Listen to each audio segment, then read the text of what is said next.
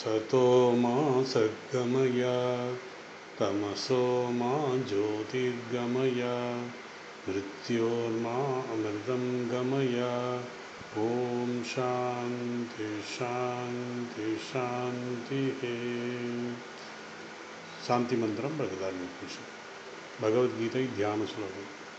ओम प्रपन्न पारिजाताय स्तोत्रवेत्रैकपाणये ज्ञानमुद्राय कृष्णाय गीतामृतदुहे नमः। सर्वोपनिषतो गावो दोक्ता गोपालनन्दनः पार्थो वक्षसुधीर्भोक्ता दुक्तं गीतामृतं महत्। वसुदेवसुतं देवं कंसचाणूरमर्दनं देवकी परमानन्दं कृष्णं वन्दे जगद्गुरुं। मूकं करोति वाचालं पङ्गुं लङ्घयते गिरिं यत्कृपातमहं वन्दे பரமானந்தமாதவம். 11வது அத்தியாயத்தினுடைய முன்னுரையை பார்த்துக்கிட்டு இருக்கோம். 11வது அத்தியாயம் விஸ்வரூப தரிசனம், 10வது அத்தியாயம் விபூதி யோகம். விபூதி யோகத்தில் நம்ம என்ன பார்த்தோம்னா, பகவானுடைய சிறப்பு அம்சங்கள், பகவானுடைய வெளிப்பாடுகள், எங்கெங்கே உன்னதமான விஷயங்கள் இருக்கோ, வஸ்துக்கள் இருக்கோ, அதெல்லாம் என்னுடைய வெளிப்பாடு அப்படிங்கிறத பகவான் சொன்னார். இப்போ அந்த வெளிப்பாடை கன்சாலிடேட் பண்ணுறதுக்காக தியரிட்டிக்கலாக சொன்னார். இமயமலையில் நான் மலையாக இருக்கிறேன், மாதங்களில் நான் மார்கழியாக இருக்கிறேன், அதே மாதிரி நதிகளில் கங்கையாக இருக்கிறேன், இப்படி ஒன்று ஒன்றா சொன்னார். இப்போ இதெல்லாம் கன்சாலிடேட் பண்ணி ஒரு பிரபஞ்ச தரிசனம் தான் விஸ்வரூப தரிசனம். பிரபஞ்ச தரிசனம் இந்த உலக வெளிப்பாடு, உலகம் எப்படி இருக்கோ அது, அந்த வெளிப்பாடு அர்ஜுனனுக்காக காமிக்கிறாரு. அதுதான் இந்த விஸ்வரூப தரிசனம். அதனால் இந்த விஸ்வரூப தரிசனம் எப்படி இருக்கும் அப்படிங்கிறத நம்ம பொதுவாக என்ன எதிர்பார்க்குறோன்னா, எல்லாமே இனிமையாக சிறப்பாக இருக்கணும் அப்படின்னு நம்ம நினைக்கிறோம். ஏன்னா ஒரு சைடு நம்ம எப்போவுமே பார்க்குறோம், சுக துக்கம் அப்படிங்கிறத, சுகம் மட்டும்தான் நம்ம விரும்புகிறோம், துக்கம் விரும்புவதில்லை. ஆனால் இந்த விஸ்வரூப தரிசனம்ங்கிறது எல்லாம் அடங்கியது. அதனால் அதுக்கு நம்முடைய மனம், நம்முடைய உடல் அதுக்கு தகுதியானதாக இருக்கணும். அப்போ தான் நம்ம அதை புரிஞ்சு கொள்ள முடியும் அப்படிங்கிறத சொல்கிறாரு. அதனால் என்னென்னா, அதாவது பொதுவாக விஸ்வரூப தரிசனம் என்ன சொல்கிறாருன்னா, காலம், டைம், அந்த படைப்புக்கு, அதாவது இந்த படைப்பு காலத்தில் தோன்றியது, படைப்பு காலத்திலே தொடர்கிறது. அதாவது படைப்பு காலத்தில் தோன்றுகிறதுனால சிருஷ்டி, அந்த படைப்பு காலத்திலே தொடர்கிறது, அது ஸ்திதி. அதுக்கப்புறம் என்ன, அது என்ன, அந்த அந்த அந்த சிருஷ்டி ஸ்திதி அது ஒரு கலவையான அனுபவம் நமக்கு தரும். சில சமயங்களில் மகிழ்ச்சியாக, சில சமயங்களில் துன்பம், சில சமயங்களில் மிகுந்த மகிழ்ச்சி, சில சமயங்களில் அளவுக்கு அடங்காத துயரம். மரணம் வரும் பொழுது அது மிக கொடூரமாக முறையில் இருக்கலாம், அல்லது மிக சாதாரணமாக இருக்கலாம். அது யாராலும் முன்கூட்டி சொல்ல முடியாது. அவர்களுடைய மரணம் எப்படி இருக்கிறதுன்னு யாராலையும் சொல்ல முடியாது. அதனால தான் பகவான் ராமகிருஷ்ணர் சொல்வார், நம்ம விவேகத்தை பயிற்சி செய்யணும். பகவானுடைய ராமகிருஷ்ணருடைய அந்த கட்டளையே பார்த்திங்கன்னா 5 கட்டளைகள் நம்ம பல தடவை சொல்லியிருக்கேன். 5 கட்டளை. முதல் கட்டளை மனித வாழ்க்கையின் லட்சியம் இறைவனை அடைவது. 2வது கட்டளை சத்சங்கம். 3வது கட்டளை தனிமையிலே சென்று இறைவனுக்காக பிரார்த்தனை செய்யணும். இறைவனுக்காக நாம் பிரார்த்தனை செய்யணும். இறைவன், நாம் எப்போ உன்னை சந்திக்கப் போகிறேன், எப்போ உன்னுக்கு தரிசனம் கிடைக்கப் போகின்றது, அந்த பிரார்த்தனை வேணும். 4 விவேக வைராக்கியம். விவேகத்தை நாம், விவேகம்னா என்ன, விவேகத்தை பயிற்சி செய்ய வேண்டும்.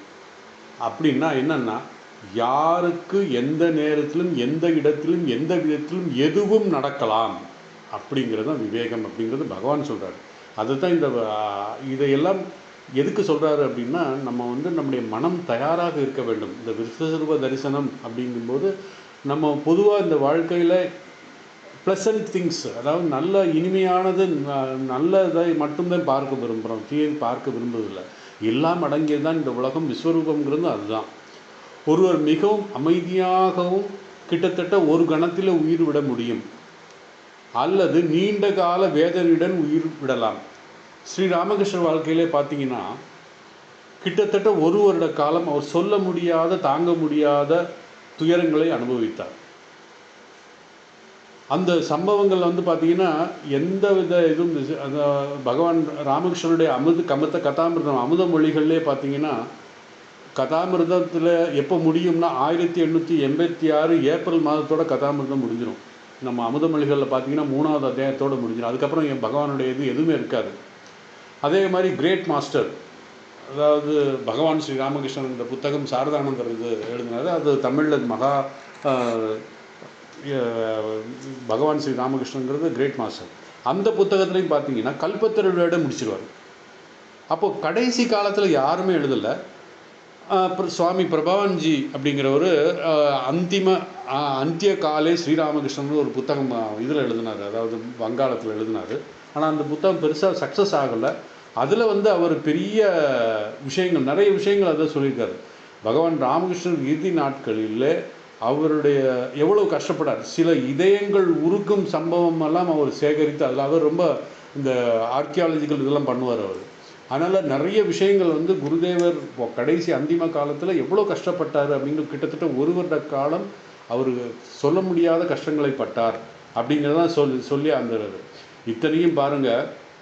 இந்த சம்பவங்கள்லாம் சேகரித்து அந்த புத்தகம் போட்டார். ஆனால் அந்த புத்தகம் குருதேவர் அருளால் அவ்வளோ போகலை. காரணம் என்னென்னா அது குருதேவர் விரும்பலை. அது அவருடைய அந்திம காலத்தில் யாரும் பார்க்கக்கூடாது அப்படின்ற மாதிரி என்னென்னா ஒரு அவதாரமாக இருந்து அவதாரமாக நாம் எல்லாம் போற்றப்படுகிறவர், இனிமையான உருவம் கொண்டு அதை பல பேர் தியானிக்கிறவர், ஒரே பார்வையிலே ஒரே சொல்லாலே ஒரு எண்ணத்தோட கூட யாரையும் புண்படுத்தாதவர், அப்பேற்பட்ட மகான் அவருக்கே இத்தகைய கொடுமையான வேதனைகள் அனுபவிக்க வேண்டியது இருந்தால் நாம் என்ன அப்படிங்கிறோம். அதனால் இது எதுக்கு நான் சொல்கிறேன் அப்படின்னா, இதை நாம் தாங்கிக் கொள்ளக்கூடிய சக்தி நமக்கு வேணும். இதெல்லாம் பார்க்கும்போது நமக்கு குருதேவருடைய அந்திம காலத்தில் அது என்னென்ன நடந்தது அப்படின்னு நம்ம தெரிஞ்சு எதுக்கு வேணும்னா நாமும் அந்த துன்பத்தை பொறுமையுடன் தாங்கிக் கொள்ள வேண்டும். திதிக்ஷஸ்வ பாரதா அப்படின்னு சொல்லி 2வது அத்தியாயத்தில் சொல்கிறார். தஸ்மா அதாவது மாத்ரா ஸ்பர்சாஸ்து கௌந்தேய சீதோஷ்ண சுக துக்கதா. இந்த சுகமும் துக்கமும் மாறி மாறி வரும். அதனால் அதை நீ தாங்கிக் கொள்ள வேண்டும். தாம் திதிக்ஷஸ்வ பாரதா, அது அனித்தியம், கொஞ்ச நாளைக்கு இருக்கும், நம்ம அனுபவத்துக்கு இருக்கும், ஆனால் அது உண்மை கிடையாது அப்படிங்கிறத அந்த விவேக வைராக்கியத்தின் மூலமாக நாம் எதற்கும் நமக்கு தயாராக இருக்கணும். ஏன்னா நம்ம வந்து ஒரு ப்ளசண்ட்டு திங்ஸ் மட்டும்தான் பார்க்கணும் அப்படிங்கிற மாதிரி நம்ம மைண்ட் செட் இருக்குது நமக்கு. அதை மாற்றி எல்லாமே பார்க்கணும், எல்லாமே புரியணும், எல்லாமே நம்ம அனுபவத்துக்கு இருக்கணும். அப்போ தான் நம்ம வந்து எளிமையாக இந்த சம்சாரத்துலேருந்து விடுபட முடியும் அப்படிங்கிறதையும் இங்கே பகவான் சொல்கிறார். ஸோ இந்த விபூதி யோகத்துக்கும் நம்ம விஸ்வரூப தரிசனத்துக்கும் சில தொடர்புகள் இருக்குது. விபூதி யோகத்தில் வந்து விசேஷமான மகத்துவமான இதனுடைய சக்திகளை வெளிப்பாடாக நாம் புரிந்து கொண்டோம். ஏன்னா இதை நானாக இருக்கேன் அப்படின்னா அந்த நம்பிக்கையுடன் உறுதியுடன் நாம் அதை ஏற்றுக்கொள்கிறோம்.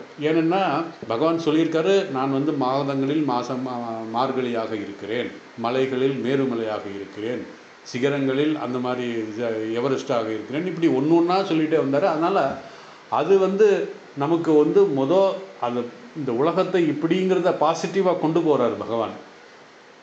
அதே மாதிரி அதுக்கப்புறம் இந்த உலகம் முழுவதுமே நானாகத்தான் இருக்கிறேங்கிறதை கடைசி சொல்லிடுறாரு.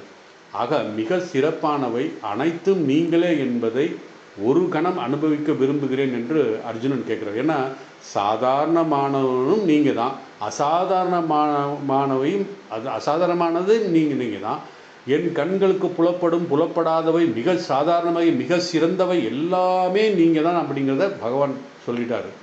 இப்போ அர்ஜுனன் என்ன பண்ணான்னா, அர்ஜுனன் ஏற்கனவே 2வது அத்தியாயத்திலேயே முதல் அத்தியாயம் இன்ட்ரோடக்ஷன்லேயே வந்து சரணாகதி அடைஞ்சிருந்தான். அதனால் கிருஷ்ணனுக்கு ரொம்ப சந்தோஷம். எப்போவுமே குருகிட்ட வந்து ஒரு சிஷ்யன் சரணடைந்தான்னா அவனுக்கு என்ன வேணுமோ அதை கொடுப்பார். ஸோ அர்ஜுனன் சரணாகதி செய்ததே பகவானுக்கு ரொம்ப மகிழ்ச்சி. பகவான் கிருஷ்ணன் அர்ஜுனை ஏற்றுக்கொண்டதை அந்த இதிலே சொல்லியிருக்காரு. அதனால் தஸ்மாத் யுத்திஷ்ட பாரதா அப்படின்னு சொல்லிட்டார். நீ அதனால் கவலைப்படாத, நான் பார்த்துக்கிறேன்னு சொல்லி தன்னுடைய சரணாகதியை ஏற்றுக்கொண்டாருங்கிறது நமக்கு தெரியும். அது அவருடைய அதனுடைய வெளிப்பாடு இன்னும் என்ன சொல்கிறாருன்னா 16வது அத்தியாயத்தில் பார்த்தீங்கன்னா இது 4வது அத்தியாயத்தில் பக்தோசு ரகசியம் ஏதது உத்தமம் அப்படின்னு சொல்கிறாரு. அதாவது நான் நீ பக்தனாக இருக்கிறாய் என்பதற்காக நான் உனக்கு ரகசியத்தை நான் சொல்கிறேன் அப்படின்னு சொல்லிட்டார். ஏன்? அர்ஜுனன் சரணாகதி அடைந்தான், அந்த சரணாகதியை ஏற்றுக்கொண்டான். அதே மாதிரி அவரை குருவாக நினைத்து அவருடைய சொல்வதை முழுமையாக பரம சத்தியம் என்பதையும் அவர் ஏற்றுக்கொண்டார். அதே போல் 16வது அத்தியாயத்தில் சொல்வார், மா சுசக தெய்வீ சம்பத் அபிஜாயதே அபிஜாயதே அர்ஜுனா அப்படின்னு சொல்கிறார். அதாவது அர்ஜுனா, நீ தெய்வீக குணங்களுடன் பிறந்தவன், அதனால் கவலைப்படாதே, நான் உன்னை காப்பாற்றுகிறேன் என்று பல இடங்களில் அர்ஜுனனுக்கு ஒரு என்கரேஜ்மெண்ட் கொடுத்துருக்கார். பல இடங்கள் பகவான் இதே கருத்தை மீண்டும் மீண்டும் இருக்கார். எப்படின்னா, அந்த இடத்துல பகவான் குருவாக இல்லாமல் தாயாகவே இருந்திருக்கிறார் அப்படின்னு சொல்லலாம். ஒரு தாய் மிகுந்த மகிழ்ச்சியுடன் இருக்கும்போது தன் குழந்தை என்ன கொடுக்க மாட்டாள், குழந்தைக்கு என்ன கேட்கும் என்பது கூட குழந்தைக்கு தெரியாவிட்டாலும் அந்த தாய் அவளுக்கு என்ன சிறப்போ, எதை சிறப்பாக கொடுக்கணுமோ, எந்த இது அவனுக்கு பிடிக்குமோ அதை கொடுப்பார். இத்தகைய உண்மைகளை நாம் ஒருபோதும் மறக்கக்கூடாது. ஏன்னா ஒரு தாயாக இருந்து தன்னுடைய குழந்தைக்கு என்ன வேணுங்கிறத அவள் கேட்காமே தரக்கூடியது. அப்போது அதே பொசிஷனில் பகவான் கிருஷ்ணர் அர்ஜுனனுக்கு என்ன வேணுங்கிறத அவன் கேட்க தெரியலனாலும் அவர் கொடுக்கார். ஒரு உதாரணம் ஒன்று சொல்கிறேன். ஒரு ஏழை தாய் அந்த ஏழை தாய் தன் குழந்தைக்கு இனிப்புங்கிறதுனா ஒரு வெல்லத்தை மட்டும்தான் கொடுக்க முடியும். அந்த அளவுக்கு வறுமையில் இருக்கின்ற ஒரு தாய் அந்த குழந்தைக்கு வெள்ளத்தை, அந்த சின்ன ஒரு வெள்ளத்தை கொடுத்தாலே அது மிகுந்த மகிழ்ச்சியாக அடைகிறது. அப்படி ஒவ்வொரு குழந்தையும் தான் தாய் கொடுப்பதிலே மகிழ்ச்சி அடைகிறது. அதாவது தாய் சின்ன ஒரு வெள்ளத்தை கொடுக்குறா அந்த குழந்தைக்கு, அந்த குழந்தை அந்த இதிலே மகிழ்ச்சி அடைகிறார், அந்த குழந்தை மகிழ்ச்சி அடைகிறது. அதை பார்த்து அந்த தாய் மகிழ்கிறாள். ஒரு நாள் யாரோ ஒருத்தர் அந்த தாய்க்கு, ஏழை தாய்க்கு ஒரு மிக உயர்ந்த தரமுடைய இனிப்பு ஒன்று கொண்டு வந்து கொடுக்குறாங்க. அதே வேளையில் அந்த தாய், அதாவது அந்த வறுமையில் இருக்கின்ற அந்த தாய் ஒரு பொழுதும் அத்தகைய இனிப்பான சுவைகளை இனிப்புகளை சாப்பிட்டதே இல்லை அந்த அம்மா. அந்த நேரத்தில் குழந்தை வருகிறது, அம்மா எனக்கு கொஞ்சம் வெல்லம் கொடுன்னு சொல்லுது. அப்போது அவரிடம் அந்த வெல்லத்தை கொடுத்தால் அந்த அந்த குழந்தை அதை சாப்பிட்டுட்டு பேசாமல் போயிடும். ஆனால் எந்த தாயும் அந்த மாதிரி நினைக்க மாட்டாங்க. தன்னிடம் இருக்கின்ற அந்த உயர்ந்த இனிப்பை அந்த குழந்தைக்கு தர வேண்டும் என்று இருக்கார். ஆனால் சிறிது வெல்லம் கொடுத்தாலே அது போயிடுன்னா அதுக்கு தெரியாது. அந்த இனிப்பு வந்தது, அந்த ஸ்வீட் வந்தது அந்த குழந்தைக்கு தெரியாது. தெரியலைனாலும் அம்மா என்ன கொடுத்தாலும் அது வாங்கி சந்தோஷமாக இருப்பாள். அதனால் அது மகிழ்ச்சி அடைந்த அந்த வெல்லம் கொடுத்தாலே அதுக்கு போதும். ஆனாலும் அந்த தாய் என்னென்னா தனக்கு கொடுத்த அந்த உயர்ந்த அந்த இனிப்பை அந்த குழந்தைக்கு கொடுத்த வேண்டும். அந்த குழந்தை மகிழ்ச்சி அடைவதை தான் மகிழ்ச்சி அடைவது போல், அதாவது அந்த சிறந்த இனிப்பை அமைதியாக அந்த அம்மா சாப்பிட்ருக்கலாம். ஆனால் எந்த தாயும் அந்த மாதிரி நினைக்க மாட்டான். நம்மில் யாரும் அவருடன் இருக்க மாட்டாங்க. குழந்தை வந்தவுடன் தமக்கு கிடைத்த சிறந்ததை அதற்கு கொடுக்கும். அந்த குழந்தை சாப்பிடுவதை பார்த்து தான் மகிழும்.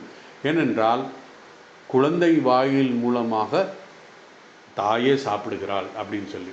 அதாவது இது எதுக்கு சொன்னேன்னா, அந்த அந்த அந்த மகிழ்ச்சி வந்துருச்சுன்னா என்ன, தன்னையே கொடுப்பாள். அதுதான் அம்பாளுடைய இது, அதுதான் தன்னையே கொடுப்பாள். அது ஒரு சின்ன ஒரு கதை ஒன்று இருக்குது. எப்படின்னா, தானே சாப்பிடணும்னு நினைக்கல அந்த தாய். ஏன்னா அந்த குழந்தையை பார்த்து அந்த குழந்தை எவ்வளோ நல்லா இது பண்ணுது அப்படின்னு சொல்லி அந்த தன்னையே கொடுக்கறதுக்கு தயாராக இருக்கிறார். அதனால் தன்னிடம் தனக்கு கிடைத்த உயர்ந்த இனிப்பை குழந்தைக்கு பகிர்கிறாள். இது ஒரு கதை. என்னென்னா, ஒரு பெரிய சக்கரவர்த்தி, அவளுக்கு ஒரே ஒரு மகள். திடீரென்று அந்த சக்கரவர்த்திக்கு நோய்வாய்ப்பட்டு இறந்து போகிறார். அப்போ அடுத்து யார்? அந்த ஒரே மகளான அந்த இளவரசி தான். இளவரசி பட்டத்துக்கு அதாவது ஆட்சி பொறுப்பை ஏற்றுக்கிறாள். முதல் நாள் அவருக்கு ஒரு இது கொடுக்குறா, இது தண்டனை அடிக்கிறாங்க. என்னென்னா, இன்று காலை 6 மணி முதல் இருந்து மாலை 6 மணி வரைக்கும் யாருக்கு என்ன கேட்டாலும் தருவேன் அப்படின்னு சொல்லி ஒரு அறிக்கை கொடுத்துறாங்க. உடனே ஊர் மக்கள் எல்லாருமே திரண்டு வந்துடுறாங்க. ஒவ்வொருத்தர் ஒருத்தர் வர்றாரு. ராணிகிட்ட, அதாவது இளவரசிகிட்ட, அம்மா எனக்கு வந்து 4 பசு தான் என்கிட்ட இருக்குது, ஒரு 10 12 15 பசு கொடுத்தா நான் அந்த பசுக்களை வச்சு ஒரு சின்ன பால் பண்ணையை வச்சு நான் பொழைச்சிக்குவேன் அப்படின்னா. அப்போ அந்த இளவரசி என்ன சொல்கிறேன், என்ன 10 பசு 12 15 பசுக்கு 100 பசு கொடுக்குறேன், நீ நல்லா நல்லா இரு அப்படின்னு சொல்லி 100 பசு கொடுக்குறான். அடுத்து ஒருத்தர் வர்றார், அம்மா எனக்கு 4 குழந்தைகள், எனக்கு வந்து அட்லீஸ்ட் பெண் குழந்தை எல்லாருமே, அந்த 4 பேருக்கும் ஒரு நல்ல சரியான ஒரு வரன் கொடுக்குறதுக்கு எனக்கு அட்லீஸ்ட் ஒரு 10 பவுன் வேணும், அதனால் 40 பவுன் எனக்கு தங்கம் கொடுங்க அப்படின்னு கேட்கலாம். அப்போ அந்த இளவரசன் தான், என்ன 10 பவுன், 100 பவுன் போடு 400 பவுன் கொடு அப்படின்னு சொல்லி இப்படி வர்றவங்களுக்கெல்லாம் அவங்க கேட்டதை விட அதுதான் தாயினுடைய இது, அதாவது பெண்மை, அது அம்பாள் அந்த மாதிரி தான் செய்வா அப்படின்னு சொல்லி எல்லாருக்கும் அப்படி இப்படி கொடுக்குறான். வரிசையாக நிறைய பேர் நிற்கிறாங்க, ஒவ்வொருத்தரும் ஒன்று ஒன்று கேட்டுறாங்க. அந்த வரிசையில் நிற்காம ஒரு இளைஞன் அதை பார்த்து மகிழ்ந்து கொண்டு இருக்கிறான். அந்த ஒவ்வொருத்தரை வந்து கேட்குறதும் அந்த அம்மா இந்த இளவரசி கொடுக்குறதும் பார்த்து சந்தோஷிருக்கான். இளவரசி என்ன நினைக்கிறா, அந்த இளைஞன் வந்து பார்க்காதது காரணம் என்னென்னா கூட்டம் இருக்குதுன்னு நினச்சி கடைசி வருவானோன்னு நினச்சி அவள் பார்க்குறான். ஆனால் கடைசி வரல, எல்லாம் 6 மணியோட எல்லாம் முடிஞ்சது, எல்லாம் போகிறாங்க. அந்த இளைஞன் திரும்பி போய்கிட்டு இருக்கான். உடனே அந்த காவலாளியை கூப்பிட்டு அந்த இளைஞனை கூப்பிடுங்க அப்படின்னு நான் கூப்பிட்டு வந்தான். என்ன உனக்கு ஒன்றுமே வேணாமா? எனக்கு ஒன்றுமே வேண்டாம். அப்போ ஏன் நீ வந்தன்ன? நான் வந்தது எதுக்குன்னா, நீங்கள் அந்த மக்களுக்கு நல்லா அவங்க கேட்டதை விட அதிகமாக கொடுக்குறீங்க, அது பார்த்து சந்தோஷமாக இருந்தது எனக்கு. அந்த சந்தோஷத்தில் நான் உங்களை வாழ்த்திட்டு தான் போக வந்தேனே தவிர எனக்கு ஒன்றும் வேண்டாம் அப்படின்னு சொன்னான். அப்போ உடனே அவனு சொன்னால், இந்த இளைஞன் வந்து இந்த நாட்டு மக்கள் நல்லா இருக்கணும்னு நினச்சி இது பண்ணுறானே, வேறு இவனுக்கு ஒன்றுமே வேணான்றானே. இந்த இளவரசி என்ன நினைக்கிறான்னா, உனக்கு திருமணம் ஆகிவிட்டதா அப்படின்னு சொல்லலாம். இல்லை அப்படின்னா, என்ன உனக்கு பிடிச்சிருக்கா அப்படின்னு கேட்குறான். பிடிச்சனால தானே வந்தேன் நான் இங்கே அப்படின்னு சொல்கிறாரு அந்த இளைஞன். என்னை திருமணம் செய்து கொள் அப்படின்னு சொன்னான். ஏன் நான் எதுக்கு சொல்கிறேன்னா, தேவி அதாவது மகாமாயை அந்த அம்பாள் வந்து ஆனந்தப்பட்டான தன்னையே கொடுப்பாள் அப்படிங்கிறத ஒரு கதை ஒன்று இருக்குது. இப்படி தான் கேட்காமே கொடுப்பாள் அப்படிப்பட்டது. ஸோ அர்ஜுனனுக்கு என்னென்னா, பகவான் வந்து தன் குருவாக மட்டும் இல்லாமல் அவர் பகவானாகவே கூட இறைவனாகவே இருக்கிறார் அவங்க. ஸோ அந்த அர்ஜுனனுக்கு என்ன வேணும் அப்படிங்கிறத சொல்ல வேண்டியதில்லை, பகவானே கொடுக்குறார். ஏன்னா இந்த காட்சி வந்து பகவான் ராமகிருஷ்ணர் வாழ்க்கையிலே ஒன்று நடக்குது. என்னென்னா, பகவான் ராமகிருஷ்ணனுக்கு புற்றுநோய் வருது. அந்த புற்றுநோயினால் ரொம்ப கஷ்டப்படுறாரு, சாப்பிடக்கூட முடியலை. அப்போ பக்தர்கள் எல்லாருமே என்ன சொல்கிறாங்க, நீங்கள் தேவிகிட்ட வேண்டிக்கிட்ட நிச்சயமாக உங்களுடைய இது பண்ணுவாங்க, ஆசையை நிறைவேற்றுவார் அப்படின்னு சொல்லி எல்லோரும் சொல்ல போய் பகவான் ராமகிருஷ்ணர் அம்பாள் அதாவது மகாமாயிட்ட அதாவது இவங்க பவதாரணிகிட்ட போய் எனக்கு இந்த மாதிரி சாப்பிட முடியல, எனக்கு சாப்பிட கொஞ்சம் அனுமதி கொடுங்க அப்படின்னு கேட்குறாங்க. பக்தர்களுடைய வற்புறுத்தலுக்காக, தொண்டை நோய் அப்படி இருக்கிறனால எதுவும் சாப்பிட முடியல, கொஞ்சம் எனக்கு அனுமதி தருங்கன்னு கேட்கும்போது, அப்போது அந்த பவதாரணி ஒரு விசித்திரமான தரிசனத்தை கொடுக்குறாள். என்னென்னா, இந்த எல்லா வாயாலும் நீ சாப்பிடி கொண்டிருக்கவில்லையா அப்படின்னு கேட்குறாங்க. அதாவது இந்த விஸ்வரூப தரிசனம்ங்கிறது நான் சகச சீசம் அப்படின்னா, சகசீனம் 1000 தலை கொண்டது அப்படின்னு. 1000 தலை கிடையாது, கோடான கோடி தலை, எத்தனை தலை இருக்கோ எத்தனை தலையோ அத்தனை தலையும் அவங்க தான், பகவான் தான். ஸோ அந்த சொல்கிற மாதிரி அது பகவான் அதை தேவி அந்த தரிசனம் காமிச்ச உடனே இவருக்கே வெக்கமாயிடுச்சு. ஐயோ, இதை நான் போய் கேட்டேனே இவங்க சொன்னாங்கங்கிறதுக்காக அப்படின்னு. ஆக எல்லா வாயிலிருந்து நீ தான் சாப்பிட்டுக்கிட்டு இருக்க அதை அப்படிங்கிற அந்த இதை வந்து நம்ம நினைவுகிறோம். அதை கேட்டு பகவான் ரொம்ப வெக்கப்பட்டார். நான் இந்த இது கேட்டேனே, இந்த வேண்டுதல் போய் வச்சேனே நான். ஸோ இங்கே நமக்கு என்ன பகவான் சொல்கிறாருன்னா, நம்முடைய பகவான் தம்முடைய பக்தர் எப்போதும் சிறந்தவையே அளிப்பார் அப்படிங்கிறது தான் நம்ம இங்கே முக்கியம். அர்ஜுனன் ஒரு ஆன்மீக குழந்தை போன்றவன். யாருக்கு? பகவான் கிருஷ்ணருக்கு. இறைவனின் எண்ணற்ற ரகசியங்களை பகவான் சொல்லிக்கிட்டு இருக்காரு. இப்போ இன்னும் சொல்ல போகிறாரு. அதுக்கப்புறம் தான் இப்போ இந்த விஸ்வரூப தரிசனத்துக்கு அப்புறம் தான் பக்தி யோகம் ஞான யோகத்தெல்லாம் சொல்ல போகிறாரு. 12வது அத்தியாயம் பக்தி யோகம், 13 ஞான யோகம் மாதிரி சேத்திர யோக நாமம்னு சொல்லி வரும். ஸோ எல்லா ரகசியத்தையும் சொல்ல போகிறார். அதனால் இறைவன் அவற்றை எதுவுமே மறைக்கவில்லை. பகவான் வந்து என்னென்ன அதுக்கு எதுக்கு இதெல்லாம் இருந்ததுன்னா, விஸ்வரூப தரிசனத்துக்கு அப்புறம் தான் அவருக்கு ஒரு பக்தி வரும், அவருக்கு மேலே ஒரு ஆச்சரியம் வரும். இப்பேற்பட்டவர்கிட்ட நம்ம கேட்கணும் அப்படிங்கிறது வரணுங்கிறதுக்காகத்தான். ஸோ நீ கேட்டது இதுதானே, எடுத்துகிட்டு போ அப்படின்னு சொல்லாமல், மாறாக நீ கேட்டதை விட அதிகமாக நான் உனக்கு காட்டுவேன், காமிக்கிறேன் அப்படின்னு சொல்கிறார். அதை தான் நம்ம இந்த கதையை நான் சொன்னேன். ஸோ இந்த நிலையில் பகவான் அர்ஜுனனுக்கு விஸ்வரூப தரிசனத்தை வெளிப்படுத்தினார். ஒரு கணம், ஒரு செகண்ட் தான். எங்கே? போர்க்களத்தில். ஒரே அனுபவம். கடந்த காலம், நிகழ்காலம், எதிர்காலம், அதாவது இருந்தவை, இருப்பவை, இனி இருக்கப் போகின்றவை அனைத்தும் இந்த அண்டம் விஸ்வரூபத்தின் ஒரு அங்கமாக அர்ஜுனனுக்கு தென்பட்டது. ஆனால் அந்த விஸ்வரூப பேராற்றல், பேரொளி, பேரதிர்ச்சி அர்ஜுனனால் தாங்க முடியவில்லை. இதே மாதிரி தான் அங்கே அஸ்தினாபுரத்தில் துரியோதனனுக்கு, அதனால் தாங்க முடியலை. அதே மாதிரி பாகவதத்தில் யசோதையினால் தாங்க முடியல, மயக்கம் போட்டு விழுந்துட்டாங்க. ஏனென்றால் இதெல்லாம் அவங்களால தாங்கிறதுக்கான சக்தி, அதனுடைய என்ன சொல்கிறது, அதனுடைய இது இல்லை, அந்த தகுதியான உடல் இல்லை, மனமும் இல்லை. அதனால் இந்த விஸ்வரூப அதிர்ச்சி தாங்க முடியாது. ஏன்னா அதை பற்றி சுருக்கமாக நம்ம அப்புறம் பார்ப்போம். விஸ்வரூப தரிசனத்துக்கு முன்பு அர்ஜுனன் கிருஷ்ணனை எப்படி பார்த்தாரு? நண்பராக பார்த்தார். அத்தையின் மகன். ஹே கிருஷ்ணா, ஹே யாதவா, ஹே சகா. சகான்னா நண்பன் என்ற அர்த்தம். அவர்கள் நெருங்கிய நண்பர்கள் அர்ஜுனனும் கிருஷ்ணனும். மேலும் அர்ஜுனன் கிருஷ்ணனுடைய சகோதரி சுபத்ரியை திருமணம் செய்தவர். தெரியும், நமக்கு எல்லாமே படிச்சிருக்கோம். ஸோ ஒரு வகையில் அவர் நண்பர், ஒரு வகையில் உறவினர். அதனால் இந்த மனித உறவை தாண்டி பகவான் கிருஷ்ணருடைய, அதாவது பரம்பொருள் என்று அர்ஜுனன் பல சந்தர்ப்பங்களில் அறிந்திருந்தான், உணர்ந்திருந்தான். இப்போது அவனுக்கு கிடைத்த அந்த அரிய வாய்ப்பு, பேரானந்தம் நிரம்பியிருக்கும் என்று எதிர்பார்த்த அந்த விஸ்வரூபம் எப்படிப்பட்ட விஸ்வரூபமாக இருந்தது. ஆனால் தெய்வீக பரம்பொருளை அடையாளம் காண முடியவில்லை. அந்த விஸ்வரூப தரிசனத்தில் பகவான் தன்னுடைய நண்பனான, தன்னுடைய உறவினரான கிருஷ்ணனை அங்கே பார்க்க முடியல. ஏன்னா அந்த ரூபம், நாமரூபம் போயிடுச்சு. நாமரூபம் போய் பிரபஞ்ச ரூபத்தில் பகவான் தரிசனம் கொடுத்தார். அதை அவரால் தாங்க முடியலை. ஏனெனில் அவன் அனைத்தும் கண்டான். அங்கே அனைத்தும்னா என்ன? நான் சொல்வது ஒரு என்னென்னா, வெறும் இது மட்டும் கிடையாது. உயிர் உள்ளது, உயிரற்றது, இந்த உலகம் மட்டும் கிடையாது. பிரபஞ்சம், பூலோகம், 14 லோகங்கள் அதில் காமிச்சது. அந்த முழு இதை இந்த லோகம் மட்டும் கிடையாது, 14 லோகத்தையும் கண்டார். அதனால் இது வெறும் இன்ட்ரோடக்ஷன் மட்டும்தான் இப்படி கொடுக்குறாரு. அதாவது எதுக்கு சொல்கிறேன்னா, அந்த தரிசனம் எப்படி இருந்தது அப்படிங்கிறத அவரால் ஏற்றுக்கொள்ள முடியவில்லை. விட அவர் எதிர்பார்த்ததை விட அவர் ஒரு இனிய பார்வையாக இருக்கும்னு நினச்சாரு. ஆனால் அது பயங்கரமானது இருந்தது. அதனால் பயப்படலை. பயமும் பேரதிர்ச்சியும் தான் இருந்தது அவருக்கு. அது ஒரு பக்கம் ஆச்சரியம், ஒரு பக்கம் பயம், எல்லாமே இருந்தது.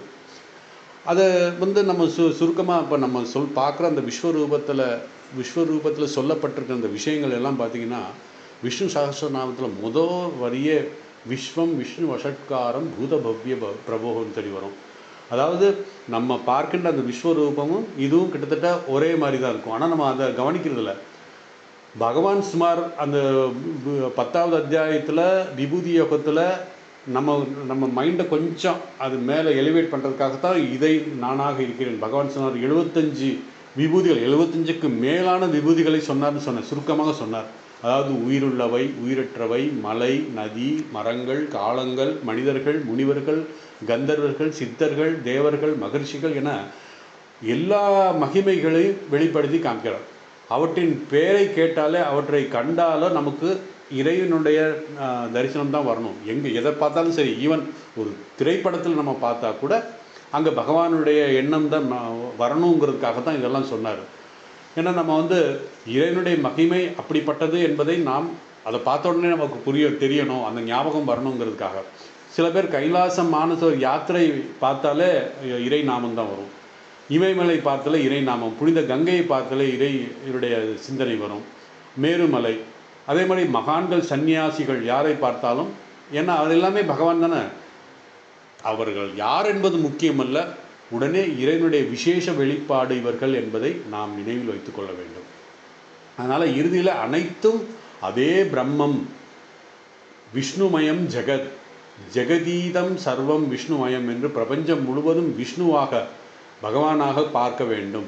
பல்வேறு பெயர்கள், வடிவங்கள், குணங்கள், பயன்பாட்டில் மட்டுமே அந்த அந்த பேர் மட்டுமே பயன்பாட்டில் மட்டும்தான் மாறுகிறது. ஆனால் இறுதியில் எல்லாம் ஒன்று தான். நாமம், ரூபம், குணங்கள் எதுவுமே இல்லை. அனைத்தும் அகண்ட பிரம்ம சாட்சாத்காரம், ஒன்றே அப்படிங்கிறத நம்ம புரிஞ்சுக்கணும்.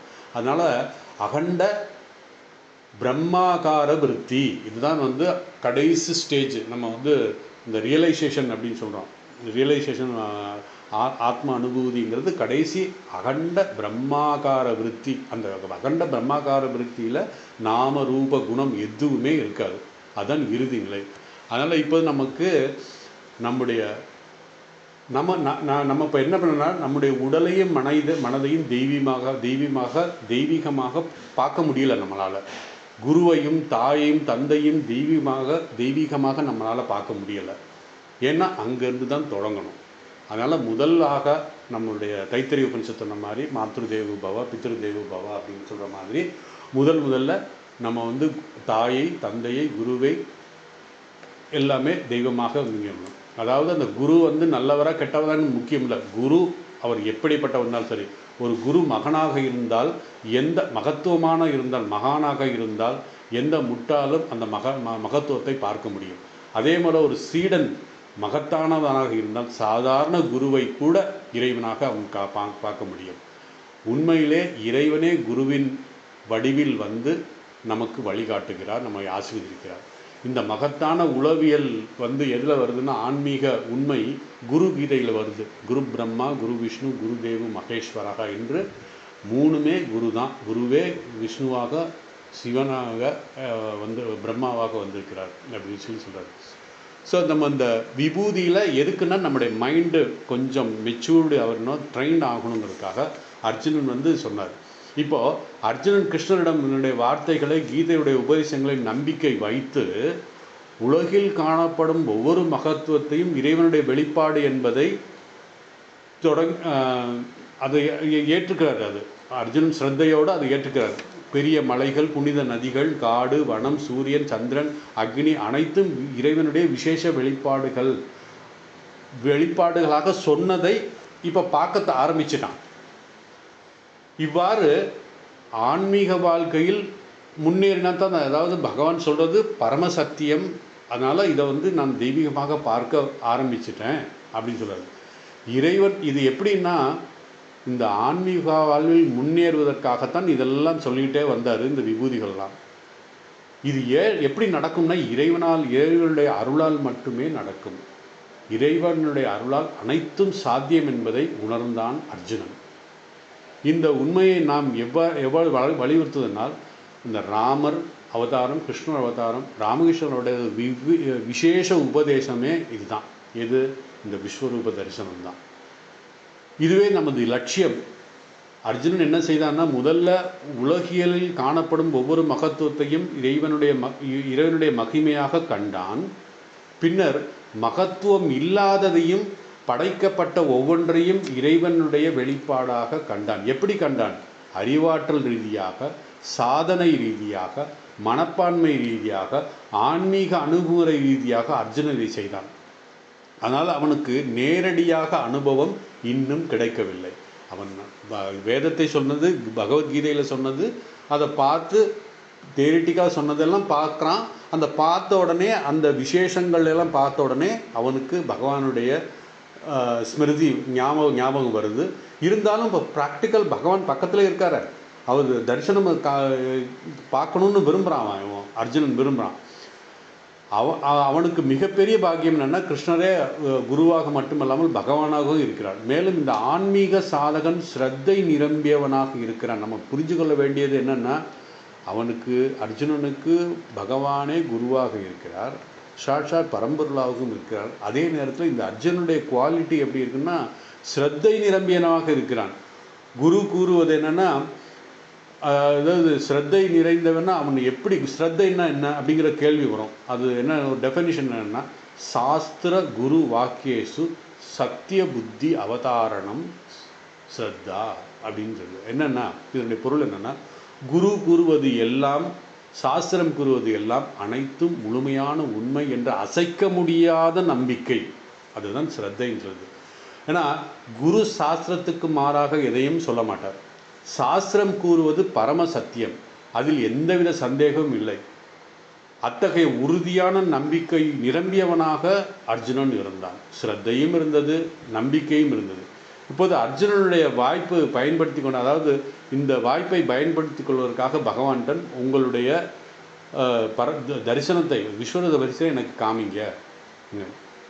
ஏன்னா ஏற்கனவே 1வது அத்தியாயத்தில் முழுமையாக பகவானிடம் அர்ஜுனன் சரணடைந்திருந்தான்.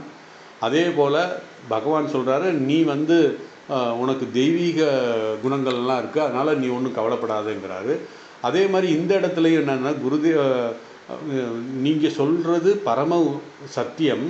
அதே போல் நீங்கள் உங்கள் திருவாய்மாறு சொன்ன விஷயங்கள் எல்லாம் நானே குருமார்களிடம், பெரியவர்களிடம், முனிவர்களிடம், ரிஷிகளிடம், மகான்களிடம்லாம் கேட்டுருக்கேன். அதுவும் உண்மையாக தான் இருந்தது. நீங்கள் சொன்னது சரி, அதே மாதிரி தான் அதுவும் இருந்தது. அவருடைய ஒவ்வொரு வார்த்தையும், உங்களுடைய ஒவ்வொரு வார்த்தையும் பரம சத்தியம் என்பதில் நான் அறிவேன், நம்பிக்கை இருக்கிறது. அவர் கூறியது அனைத்தும் உங்கள் வார்த்தைகளை புரிந்து கொள்வதற்காக அந்த மகான்கள் எல்லாம் சொன்னாங்க. அதனால் உங்களை தரிசிக்க தேவையான தகுதி எனக்கு இல்லை.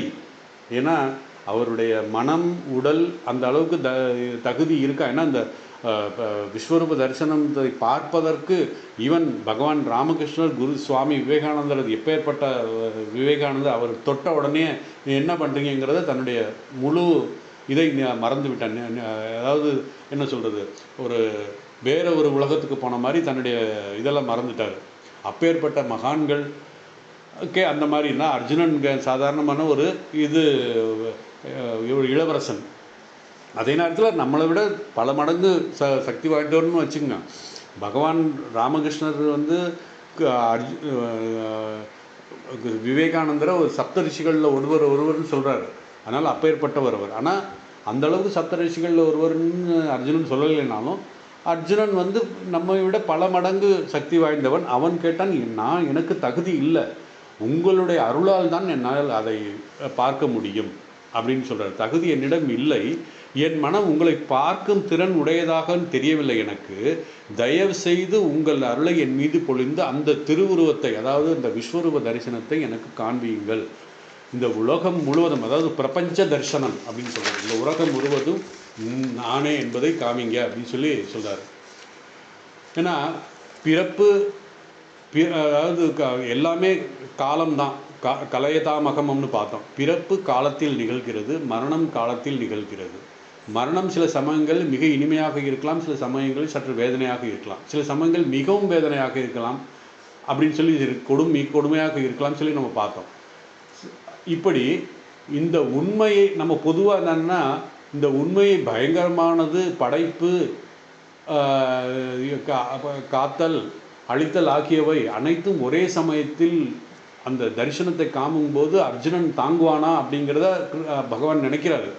இந்த விஷயம் நம்மளே புரிந்து கொள்ள வேண்டியது என்னவென்றால், ஸ்ரீ ராமகிருஷ்ணர் காலத்தில் இயல்பை பற்றிய ஒரு விசேஷமான தரிசனம். அதாவது பகவான் ராமகிருஷ்ணன், அதாவது எதுக்கு இதை சொல்கிறேன் அப்படின்னா, அர்ஜுனனுக்கு அந்த தகுதி இல்லைங்கிறத அர்ஜுனன் ஒத்துக்கிட்டான். இருந்தாலும் பகவான் இப்போ அந்த தரிசனத்தை காமிக்க போகிறாரு. எப்பேற்பட்ட தரிசனம், எப்படிப்பட்ட பயங்கரமான தரிசனம் அப்படிங்கிறதையும், எப்படி இருக்குங்கிறதையும் அவருக்கு புரியல. இருந்தாலும் ஒரு அவுட்லைன் சொல்கிறேன். இப்போ இதை புரிஞ்சுக்கிறதுக்காகத்தான் நான் சொல்கிறேன். பகவான் ராமகிருஷ்ணருடைய தரிசனம் ஒன்று கிடைத்தது. ஏற்கனவே அவங்ககிட்ட சொல்லியிருக்கேன். ஒரு நாள் அவர் கங்கை கரையில் நடந்து கொண்டிருக்கும்போது திடீரென்று கங்கையிலிருந்து ஒரு மிக அழகான ஒரு பெண் தோன்றினாள். சிறிது நேரத்திலே அந்த பெண் ஒரு குழந்தையை பெற்றாள். அந்த குழந்தையும் மிக மிக அழகாக இருந்தது. அந்த குழந்தையை தாளாட்டினால், பாலூட்டினால், சீராட்டி எல்லாம் செஞ்சால் மிக அருமையான ஒரு இதமாக இருந்தது. கடைசி சிறிது நேரத்துக்கு அப்புறம் என்னென்னா, மகா ருத்ரி வடிவத்தில், அதாவது அந்த பெண் மகா ருத்ரி வடிவத்தில் அந்த குழந்தையை தன்னுடைய வாயில் போட்டு கடித்து விழுங்கிட்டாள். பிறகு மீண்டும் கங்கையிலே போய் மறைந்து விட்டாள் என்கிறார். இதனுடைய பொருள் என்ன? ஏன் பகவான் இது சொல்கிறாருன்னா, நாம் இப்போது எது சொல்கிறோன்னா, மகா மாயின் வடிவில் பிரபஞ்சம் முழுவதும் சிருஷ்டிக்கப்பட்டது. அதே மாதிரி ஸ்திதி, லயம், இந்த மூன்றும் தான் அந்த தரிசனம், வேறு எதுவுமே கிடையாது. நமக்கு எப்போவுமே சிருஷ்டி சந்தோஷம், ஏதாவது ஒரு குழந்தை இந்த உலகத்தில் பிறக்கிறது அப்படின்னா அந்த குழந்தை நல்ல சந்தோஷம், அந்த குழந்தை இந்த உலகத்தில் இருக்கிறதுன்னா அந்த சந்தோஷம். ஆனால் மரணம், நோய்வாய்ப்பட்டு அப்படின்னா நம்மளால் தாங்க முடியலை. அந்த அந்த தரிசனம் வந்து அர்ஜுனன் கண்ட தரிசனம், அந்த விஸ்வரூபத்தில் அந்த மாதிரி தரிசனம் அவரை பார்க்க போகிறாரு. ஒருவேளை அவன் மிகவும் இனிமையாக தரிசனமாக இருக்குமோ என்று எதிர்பார்த்து தான் இந்த தரிசனத்தை கேட்குறான். ஏன்னா பகவான் ராமகிருஷ்ணர் வாழ்க்கையிலே வருது, இந்த மாதிரி பல பேர் கேட்டு கடைசி அவங்க என்னாச்சு என்னால் தாங்க முடியல, அந்த தரிசனம் திருப்பி எடுத்துக்கோங்கன்னு சொன்ன அளவுக்கு வந்துச்சு. அதே மாதிரி தான் அர்ஜுனனும் இந்த பிரபஞ்ச தரிசனம், இந்த விஸ்வரூப தரிசனம் மிக அருமையாக இருக்கும் என்று நினைத்து அவர் அப்படி கேட்குறாரு. ஆனால் அந்த தரிசனம் எப்படி நிகழ்ந்தது? குருட்சேத்திர போருக்கு முன்னாடி, குருட்சேத்திரம் போர் தொடங்குறதுக்கு முன்னாடி அந்த தரிசனத்தை காமிக்கிறார். அப்போது பகவான் என்ன காமிச்சார்? போரில் நடக்கவிருந்த அனைத்தையும் காட்டுகிறார். என்னென்ன நடக்க போகுதோ, அதாவது ப்ரீ டெலிகாஸ்ட் அப்படின்னு சொல்கிற மாதிரி ட்ரையல் காமிக்கிறார். எப்படி என்னென்ன நடக்க போகுதோ அதை எப்படி பீஷ்மர் சாக போகிறாரு, துரோணர் சாக போகிறாரு, துரியோதனன் சாக போகிறான் அப்படின்னு எண்ணற்ற வீரர்களும், அதே மாதிரி பாண்டவர் தரப்பில் யாரெல்லாம் சாக போகிறாங்க, கௌரவ தரப்பில் யாரெல்லாம் சிறப்பாங்க, சிலரை தவிர, அதாவது சிலர் தவிரனா இந்த 5-6 பேரை தவிர எல்லாருமே சாக போகிறாங்கங்கிறதையும், இந்த 18 அக்ஷௌனி படை அதாவது அக்ஷௌனின்னு சொல்லுவாங்க அந்த இடத்துல, 18 அக்ஷௌனி படைகள், அதெல்லாம் எல்லாருமே கால வடிவத்தில் பகவானை அழிக்கப் போகிறார் என்பதை அந்த விஸ்வரூப தரிசனத்தில் பார்க்கும்போது மிக பயங்கரமான இதாக இருந்தது. ஏனெனில் நம்ம எப்போவுமே முழுமையான உண்மையை பார்க்க விரும்புவதில்லை. நாம் விரும்புவது பகுதி உண்மைதான், அதிலும் மிக இனிமையான உண்மை. அதனால் அதுவும் முழு உண்மை அல்ல, பகுதி உண்மை தான் நமக்கு தெரியணும். இந்த முழு உண்மை அல்லாத எதுவும் நம்முடைய சம்சாரத்திலிருந்து விடுபட முடியாது. அதாவது எந்த கஷ்டம் வந்தாலும் அதை தாங்கிட்டு இருக்கணும். வெறும் சுகம் மட்டும்தான் வேணுங்கிறது, துக்கமும் நமக்கு வேணும்னு இல்லை, அதையும் நம்ம ஏற்றுக்கொள்ள வேண்டும். அதுவும் சுகத்தை ஒரு அங்கம்தான் அப்படின்னு சொல்லி ஏற்றுக்கொண்டு, அப்போ தான் இந்த சம்சாரத்திலிருந்து விடுபட முடியும், இல்லைன்னா விடுபட முடியாது. அப்போ அது என்ன, மரணத்தை நேசிக்க தொடங்கும் போது தான் உண்மையான மாற்றம் ஏற்படும் அப்படின்னு சொல்லி நம்ம சாஸ்திரம் சொல்கிறது. ஏனென்றால் மரணத்தை தவிர்க்க முடியாது, யாராக இருந்தாலும் சரி மரணத்தை தவிர்க்க முடியாது. ஆன்மீக சாதனை செய்தால் நாம் மீண்டும் பிறக்க வேண்டிய அவசியம் இல்லை. அதனால தான் இது இவ்வளவு சொல்கிறோம். அதே மாதிரி அதை தான் அந்த ஆன்மீக சாதனை செய்யும் பொழுது என்ன ஆகும் அப்படின்னா, அத்தியாந்திக பிரளயம், இறுதி மரணம், அதுக்கப்புறம் பிறப்பே இருக்காது, முற்றிலும் விடுதலை நமக்கு பிறகும், மீண்டும் மீண்டும் பிறக்க வேண்டிய அவசியம் இல்லை. அர்ஜுனன் கண்டது என்ன? அந்த முழு உண்மையை கண்டான். அனைத்து உயிர்களும் காலம் என்னும் தவிர்க்க முடியாத சக்தியால் இழுக்கப்பட்டு பகவானில் மீண்டும் கரைந்து விடுகின்றது கண்டான் அந்த விஸ்வரூப தரிசனத்தில். ஸோ காலம் அனைத்தும் வெளிப்படுகிறது, சில காலம் நிலைநிறுத்துகிறது, பின்னர் அனைத்தும் விழுங்கி விடுகிறது. அப்போது அர்ஜுனனுக்கு சிருஷ்டி ஸ்திதி லயம் அனைத்தும் பகவானில் பகவானாகவே நடைபெறுகிறது என்பதை அனுபவித்தான் அந்த தரிசனத்தின் மூலமாக. அதாவது அவருடைய சித்தம் கடைசியில் என்ன மிஞ்சும் அப்படின்னா, பகவானுடைய சித்தம் மட்டும்தான், ஒரே ஒரு சித்தம், தெய்வீக சித்தம், பிரபஞ்ச சித்தம் என்பதை அர்ஜுனன் புரிந்து கொண்டான். அவனுடைய அசாதாரண நரம்பு மண்டலம், அதாவது அர்ஜுனுடைய அசாதாரண மண்டலம், அந்த அனுபவத்தை தாங்க முடியாமல் சிதறி போனது. ஏனென்றால் நாம் ஒரு யோகியாக இருக்க வேண்டும் என்று விரும்பினால் நம்முடைய மனம் உடல் யோகிக்கு தகுந்த மாதிரி நம்ம பயிற்சி செய்யணும். அதே மாதிரி ஒரு போகியாக இருக்க வேண்டுமானாலும் ஒரு ரோகியாக இருக்க வேண்டுமானாலும் அதற்கான தகுதியான கருவி என்ப இந்த உடலும் மனமும் நம்ம தயாராக இருக்க வேண்டும். ஏன்னா ஒரு சாதாரண ஒரு காரில் ஹை பவர் இன்ஜின் போட்டோம்னா அந்த காரு சரி வராது. அதே மாதிரி நல்ல பாடி பில்ட் பண்ண அந்த காரில் சாதாரண இன்ஜின் வச்சாலும் வேலைக்கு ஆகாது. ரெண்டுமே பயணத்துக்கு சரி வராது.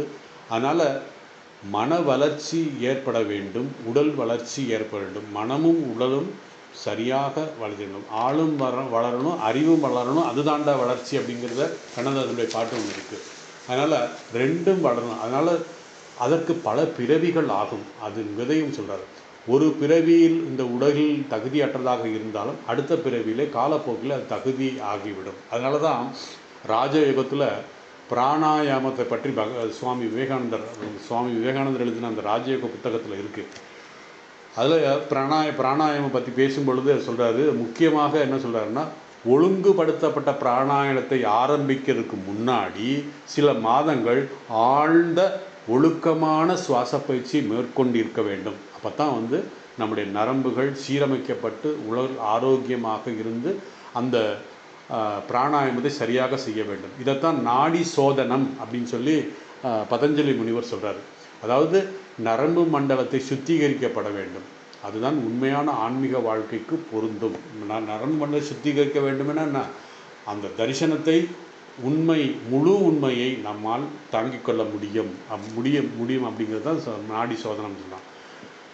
நமது சிந்தனைகள் தூய்மை அடையும் பொழுது, பழைய சம்ஸ்காரங்கள் மெதுவாக கைவிடும் பொழுது அசுத்தங்கள் அனைத்தும் கழுவி செல்லும். நம்ம மனசில் ஒன்று நினச்சிக்கணும், நமது உடலே நமது சம்ஸ்காரங்களால் உருவாக்கப்பட்டது, மனம் எண்ணங்களால் உருவாக்கப்பட்டது. அது ரெண்டும் நம்ம புரிஞ்சுக்கணும். அளவுக்கு மீறிய உண்பவன், புலனின்பங்கள் மூழ்கியவனுக்கு ஒரு வகையான உடல் இருக்கும், ஆன்மீகத்தில் இருக்கிறவனுக்கு ஒரு வகையாக உடல் இருக்கும். ஏனென்றால் அவர் அந்தந்த இதில் சம்ஸ்காரத்தோடு அந்த உடலும் அந்த எண்ணமும் அவனை மாற்றிவிடும். அதனால் ஒரே பார்வையில் இதெல்லாம் நம்ம பார்க்கக்கூடாது. எல்லாமே என்ன சொல்ல, அந்தந்த ஒரு கொடூரமான மனிதன் இருந்தாலும் அந்த கொடூரமான சம்ஸ்காரங்களும் கொடூரமான எண்ணம் இருந்தால் தான் அவங்களுக்கு வெளிப்படும் அந்த மாதிரி அவனுக்கு. ஸோ இது அந்த பயிற்சி இருந்தால் தான் வருங்கிறது. அதாவது இப்படி நம்முடைய மனமும் உடலும் இரண்டும் சரியாக வளர்ச்சி அடைந்தால்தான், சரியான ஆன்மீக பயிற்சி, உணவு கட்டுப்பாடு ஆகியவற்றின் மூலம்தான் மனம் உடல் மெதுவாக வளர்ச்சி அடைந்து அந்த முழு உண்மையை அனுபவிக்கக்கூடிய உணரக்கூடிய சக்தி கிடைக்கும். அர்ஜுனன் உடல் சாத்வீகமாக இருக்கலாம், ஆனால் இன்னும் முழுமையாக தயாராகவில்லை. இந்த தவிர்க்க முடியாத காலத்திலே பேரருளும் பேரதிர்ச்சியும் நிறைந்த அந்த தரிசனத்தை, விஸ்வரூப தரிசனத்தை அவனுடைய நரம்பு மண்டலத்தை ஏற்றுக்கொள்ள தயாராக இல்லை. அதனால் அர்ஜுனன் பகவானுடன் விஸ்வரூபத்தை உடனடியாக, அதாவது விஸ்வரூப தரிசனத்தில் கிருஷ்ணனுடைய அடையாளம் தெரியல, காண முடியவில்லைன்னு சொல்கிறாரு. இறைவன் அரூப ரூபத்தின் இருக்கிறனால, அதாவது ரூபம் இல்லாத நிலை இருக்கிறனால சாதாரண கண்களுக்கு அதை காண முடியாது. சாதாரண கண்களுக்கு காண முடியாது அப்படின்னா என்ன, ஏதாவது ஒரு ஸ்பெஷல் கண்ணாடி வேணுமா அப்படின்னா அப்படி கிடையாது. நம் பார்வை அப்படிங்கிறது எப்படினால பார்க்குறோம், கண்கள் ஒரு கருவி மட்டும்தான், காது ஒரு கருவி தான். அது எங்கே போய் சேருது, மனம். இந்த மனத்தில் தான் எல்லாமே மாற்றம் வர வேண்டும் அப்படிங்கிறதுக்காக சொல்கிறார். அதனால் பகவான் கூறுகிறார், நான் உனக்கு தெய்வீக கண்களை அளிக்கிறேன் அப்படின்னா. தெய்வீக கண்கள்னா என்ன, ராகத்வேஷம் நீங்கிய மனம், அதுதான் தெய்வீக கண்கள். அர்ஜுனன் நரம்பு மண்டலம் தளர்ந்து விட்டது. குறிப்பாக எதிர்வரும் நாட்களில் நடக்கவிருக்கும் பயங்கரமான நிகழ்வுகளை அவன் கண்டபோது, பகவானுடைய விஸ்வரூபத்தை கண்டபோது, குருட்சேத்திர போரிலே அவன் மனம் தளர்ச்சி அடைந்தான் அப்படின்னு சொல்கிறாரு. அதாவது 14 உலகங்கள், சதுர்புவனங்கள் அனைத்துமே அடங்கியதாக அந்த விஸ்வரூபத்திலே பகவான் காமிச்சார். தேவர்கள், மனிதர்கள், மனிதரல்லாத உயிரினங்கள், உயிருள்ளவை உயிரற்றவை அனைத்துமாக அனைத்து வகையான படைப்புகளும் இந்த விஸ்வரூபத்தில் இருந்தனர். அதை பாருங்கள், எப்படி ஒரு பயங்கரமான ஒரு இது இருக்குன்னு சொல்லி. ஸோ அனைத்து விஸ்வரூப தரிசனத்தோட அடங்கியது அந்த எல்லாம் அடங்கிய அந்த தரிசனத்தை அர்ஜுனன் சிறிதளவு தூய்மை அடைந்திருந்தாலும் இன்னும் முழுமையாக அவர் தயாராக இல்லை. அவர் மனதில் அதை ஏற்றுக்கொள்ளவில்லை.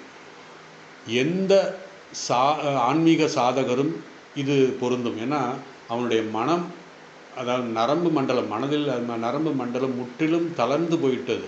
அதனால் அர்ஜுனனால் அதை தாங்க முடியவில்லை. அவன் கூறினார், பிரபு, என்னால் இதை தாங்க முடியவில்லை, உங்களுடைய விஸ்வரூபத்தை என்னால் சகித்து கொள்ள முடியவில்லை. இதன் பொருள் என்ன, படைப்பு இருக்கிறது, பாதுகாப்பு இருக்கிறது, அதாவது காத்தல் இருக்கிறது, இறுதியில் தவிர்க்க முடியாத அழிவு இருக்கிறது, அதை அவனால் ஏற்றுக்கொள்ள முடியவில்லை அப்படின்னு சொல்கிறான். இந்த பிரபஞ்ச உண்மை என்னால் ஏற்றுக்கொள்ள முடியவில்லை என்பதைத்தான் பொருள் கொள்கிறான். அதாவது சிருஷ்டி ஸ்திதி நம்ம ஏற்றுக்கிறோம், ஆனால் லயம் ஏற்றுக்கொள்வதில்லை. அதனால தான் இந்த பிரச்சனை வந்தது. பெரிய மகிழ்ச்சி பேரின்பம் இருக்கிறது, அதே போல் அளவுக்கு அதிகமான பெரிய துன்பம் வேதனையும் இருக்கிறது. அதனால தான் சொல்வார்கள், பேசிக் கர்மம் நல்லா இல்லைன்னா துன்பம் அனுபவித்தே ஆக வேண்டும். நம்முடைய கர்மங்கள், அதாவது சஞ்சித கர்மங்கள், நான் அதே மாதிரி இப்போ செய்ய போகிற கர்மங்கள் தான் இருக்கணும். அதனால் கர்மம் நல்லா இருந்துச்சுன்னா நம்ம அது மகிழ்ச்சியாக இருக்கலாம். ஸோ கடைசி எங்கே வந்து முடியுது? கர்மத்தில் தான் முடியுது. ஏன்னா கர்மம் தான் நம்ம செய்கிறது, நம்முடைய மனோபாவத்துக்கு ஏற்ற மாதிரி கர்மம் தான் செய்ய முடியும். அதனால் காலத்தின் எல்லைக்குள் தோன்றிய எதுவும் உண்மையானதாக தோன்றினாலும், அதாவது இந்த கடைசி விஸ்வரூபத்தையே சொல்கிறார் பகவான், உண்மையானதாக தோன்றினாலும் அது நிலையற்றது, அது அனித்தியம். இப்போ நம்ம எடுப்படிதுன்னா விஸ்வரூப தரிசனத்தை மட்டும் சொல்லலை, நாம் பார்க்கின்ற சிருஷ்டி ஸ்திதி லயம் மூன்றுமே காலத்தில் தோன்றியது. சில காலம் இருக்கும், அதுக்கு உண்மையாக தோன்றினாலும் அது நிலையற்றது, அது அனித்தியம். ஏனென்றால் காலத்தில் தோன்றிய எதுவும், காலத்தில் சில காலம் நிலைத்து நிற்கின்ற எதுவும் மீண்டும் காலத்திலே மறைந்து விடும். ஆனால் அது அனித்தியம். எனவே இந்த அனித்தியம் நிலையற்றதை நாம் இப்போ தெரிஞ்சுக்கணுங்கிறதுக்காகத்தான் சொல்லியிருக்காரு. நிலையற்ற எதுவும் நமக்கு நிரந்தரமான அமைதியை தராது. இந்த சிருஷ்டியாக இருந்தாலும் சிதியாக இருந்தாலும் நமக்கு நிலையற்ற அமைதியை தராது. நாம் மகிழ்ச்சியை அனுபவித்து கொண்டிருக்கும், ஒரு நல்ல ஒரு அட்மாஸ்பியரில் நல்ல மகிழ்ச்சியை அனுபவித்து கொண்டிருக்கும் கூட இப்போ முடிஞ்சிருமா அப்படிங்கிற ஒரு அச்சம் நமக்கு வாட்டி கொண்டு இருக்கும்.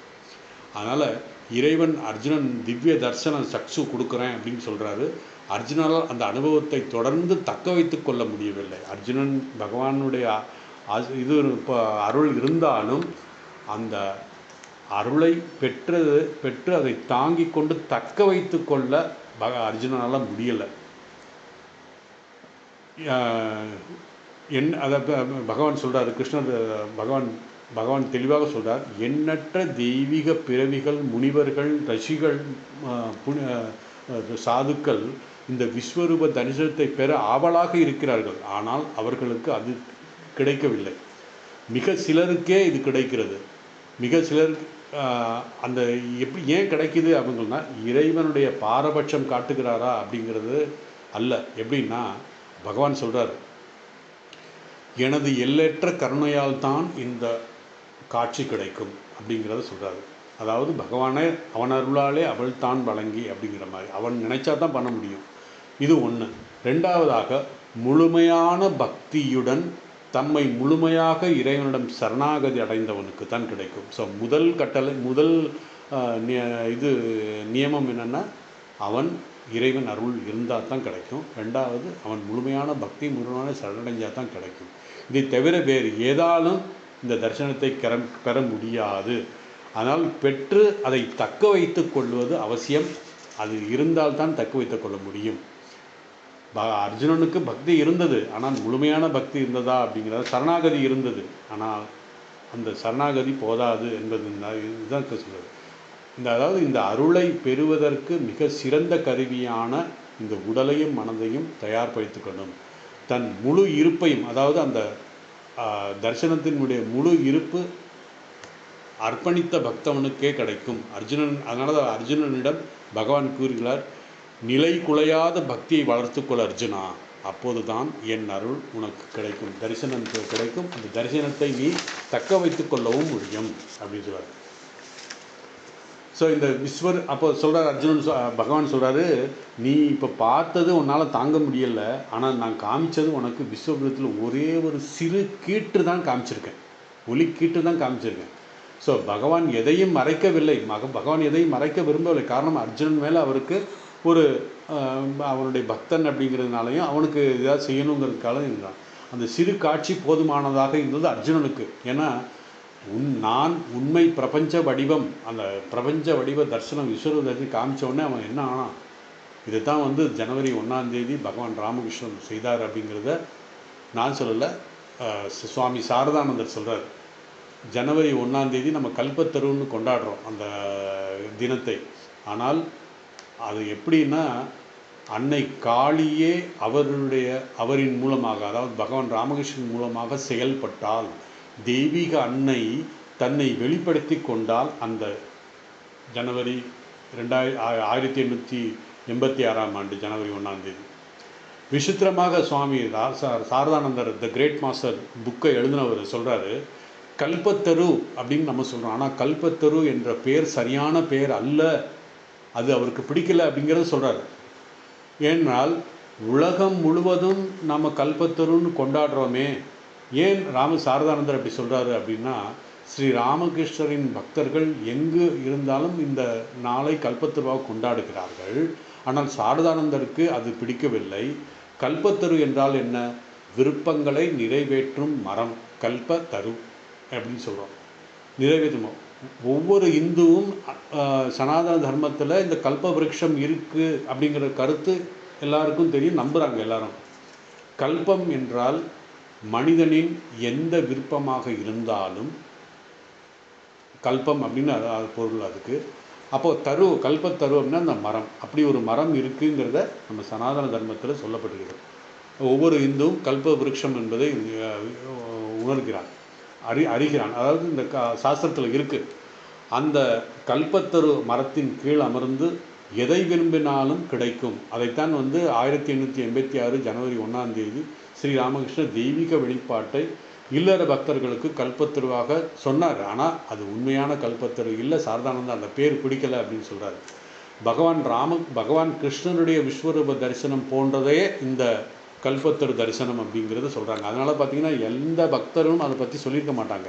என்னால் தாங்க முடியல, திருப்பி எடுத்துக்கோ அப்படின்னு தான் சொல்லுவாங்க. தவிர எப்படிப்பட்ட தரிசனம்னாலும் அவங்களால சொல்ல முடியலை, சொல்வதற்கான அந்த வார்த்தையும் அந்த மனமும் அவங்ககிட்ட இல்லை அப்படிங்கிறத சொல்கிறாங்க. ஸோ பகவானுடைய விஸ்வரூப தரிசனம், கிருஷ்ணனுடைய விஸ்வரூப தரிசனமும் இங்கே ராமகிருஷ்ணனுடைய விஸ்வரூப தரிசனமும் பொருந்தும் அப்படிங்கிறத சொல்கிறார்.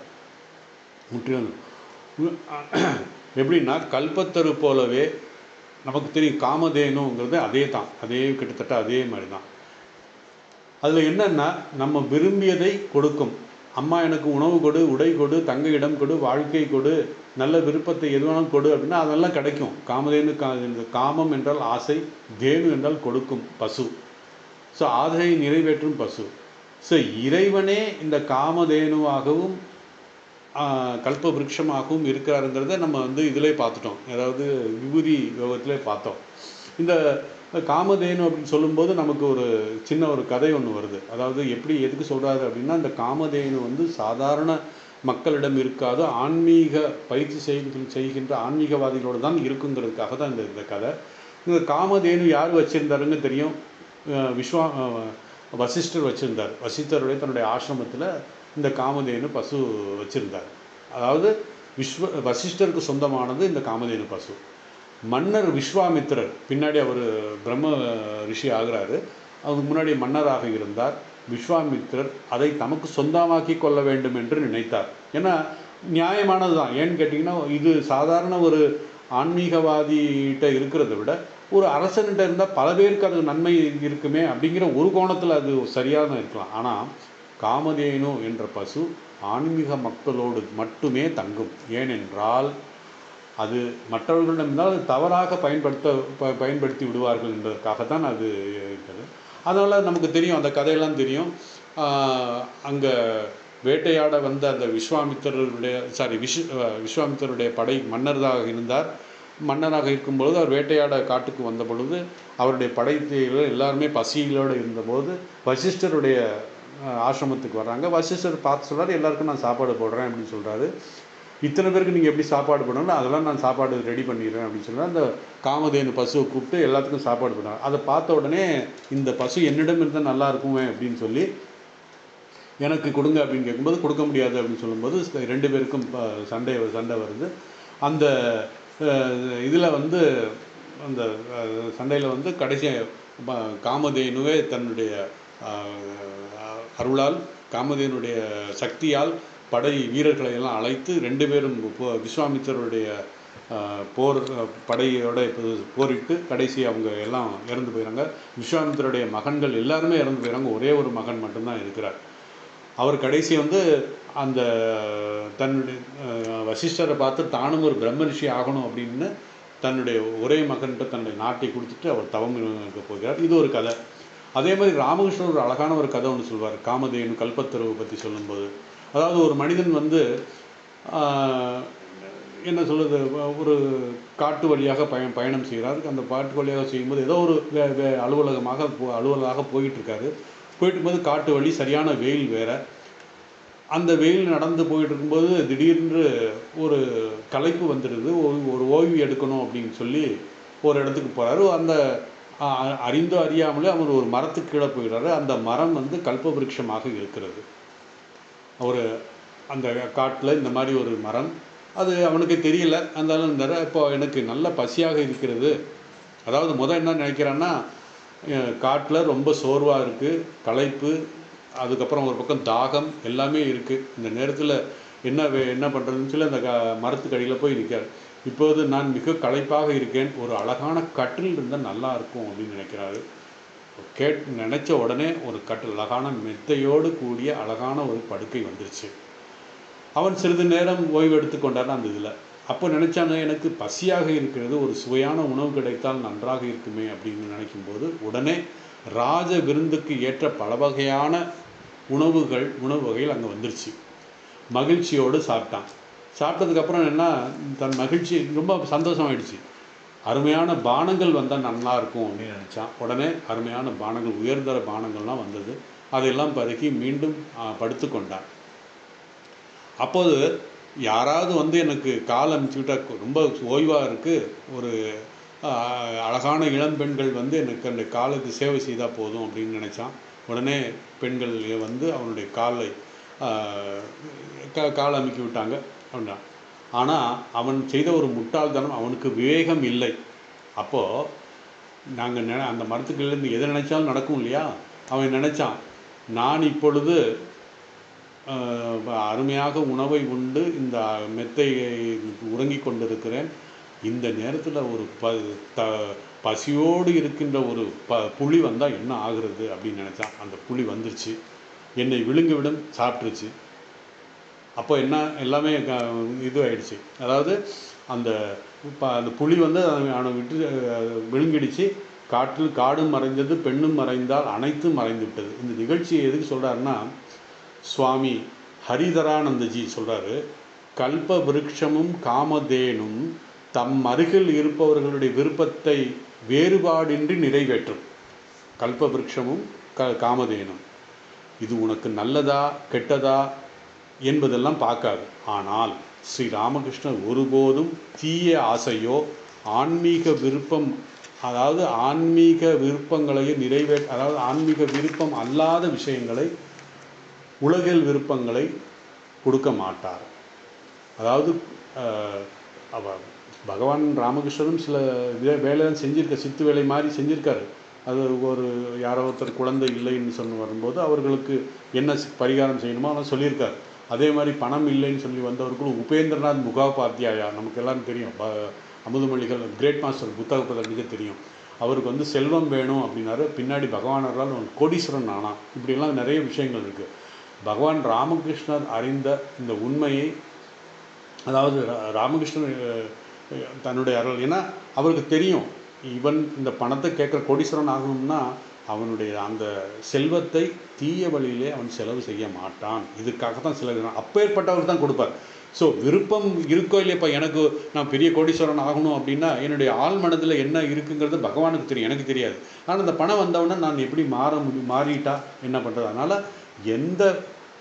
அவன் விரும்புவது அவனுக்கு நல்லதாக இருந்தால் மட்டுமே அருள் புரிவார், நல்லது அல்லதாக இருந்தால் அதை கொடுக்க மாட்டார் அப்படிங்கிறத சொல்லிட்டு, இது உதாரணம் வந்து சுதாமா, அதாவது குசேலனுடைய வாழ்க்கையிலும் வருது. குசேலனும் பகவான் கிருஷ்ணனிடமிருந்து அநேகமான செல்வத்தை பெற்றார். ஆனால் அந்த செல்வத்தை எல்லாம் தனக்காக, தன்னுடைய அத்தியாவசியத்துக்காக மட்டுமே உதைத்ததை தவிர பிராமணர்களுக்கும் சாதுக்களுக்கும் இறைவனுடைய கைங்கரியத்துக்கு மட்டும்தான் செலவு செய்தான். அதனால தான் அவனுக்கு அந்த இது கிடைத்தது அப்படின்னு சொல்லி இப்படி பல விஷயங்கள் இருக்குது. இன்னும் சில ஏன்னா இந்த அத்தியாயம் ஸ்லோகங்கள் வந்து ரொம்ப சீக்கிரமாக முடிச்சிடலாம். ஆனால் இது முன்னுரை நமக்கு தெரிஞ்சிச்சுன்னா நமக்கு அந்த இந்த அத்தியாயத்துக்கு போகும்போது நமக்கு ரொம்ப ஈஸியாக இருக்கும். அதனால் இந்த விஸ்வரூப தரிசனத்தினுடைய 2 தரிசனம், விஸ்வரூப தரிசனம் மாடல் அப்படிங்கிறதுங்கிறதையும் நான் என்னங்கிறத சொல்கிறோம். நம்முடைய கண், காது, மூக்கு எல்லாம் கேட்பது கருவி. ஆனால் என் மனம்தான் எல்லாத்துக்கும் காரணம். நான் பார்த்தேன், நான் கேட்டேன், நான் செய்தேன் அப்படிங்கும்போது சொல்லும்போது என்னன்னா மனத்தோடு சேர்த்து சொல்கிறோம். அதனால் மனத்தில் தான் அந்த வேறுபாடு வரணும். மனதில் இருக்கின்ற அந்த ராகத்வேஷம் நீங்கினால்தான் நமக்கு இந்த உலகம் பகவானுடைய உபாதான காரணமாக தெரியும். அதாவது பகவானே இந்த உலகமாக இருக்கிறான் என்று ஈஸ்வர தரிசனம், விஸ்வரூப தரிசனம், பிரபஞ்ச தரிசனம் நமக்கு கிடைக்கும் அப்படிங்கிறத இது சொல்கிறான். இனி அடுத்த வகுப்பில் நம்ம பார்ப்போம். ஓம் வசுதேவ சுதம் தேவம் கம்சசானூரமர்த்தனம் தேவகி பரமானந்தம் கிருஷ்ணம் வந்தே ஜகத்குரும்.